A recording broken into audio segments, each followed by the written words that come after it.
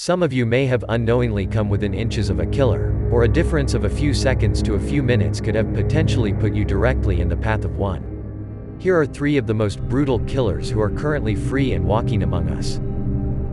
In 1981, Issei Sagawa was a Japanese college student studying in Paris, France. He invited classmate, Renée Hartevelt, over to his apartment under the guise of her helping him with a poetry assignment.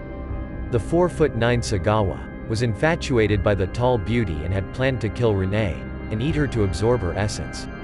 While Renée was distracted with poetry, Sagawa shot her in the neck.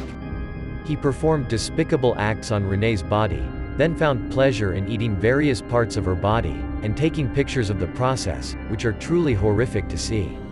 After Renée's body started to decompose, Sagawa cut up the remaining pieces, stuffed them in suitcases, and attempted to throw the suitcases into a lake, but failed, after being spotted by witnesses. He was arrested a few days later but was found not guilty by reason of insanity. He was deported back to Japan and held in a mental hospital until he checked himself out. He remains free in Japan to this day and was treated as a celebrity. Karla Homolka was one half of a Canadian serial killer couple. Between 1990 and 1992, she along with then-husband Paul Bernardo were responsible for abducting, sexually assaulting, and murdering 3 teenage girls in Ontario, Canada, including Karla's 15-year-old sister. Karla would help lure their victims, sedate them, and help film their despicable acts on the teenagers. Through DNA evidence, Bernardo was discovered to be the Scarborough killer and was arrested. As a result, Karla decided to cooperate with authorities to seek a lighter sentence. Canadian authorities offered Karla a plea deal of manslaughter with a 12-year sentence in exchange. Karla was released in 2005.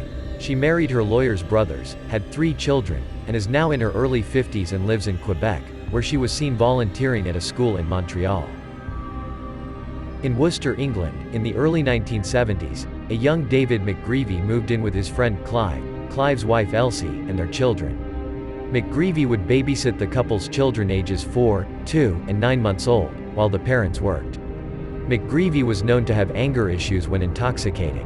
On April 13, 1973, after having drinks at a local pub, he watched the children. 9-month-old Samantha began to cry, which sent the drunken McGreevy into a fit of rage. He killed all 3, mutilated their bodies with a pickaxe, then impaled their bodies on a neighbor's fence. He pleaded guilty to the murders and was sentenced to life with a minimum of 20 years.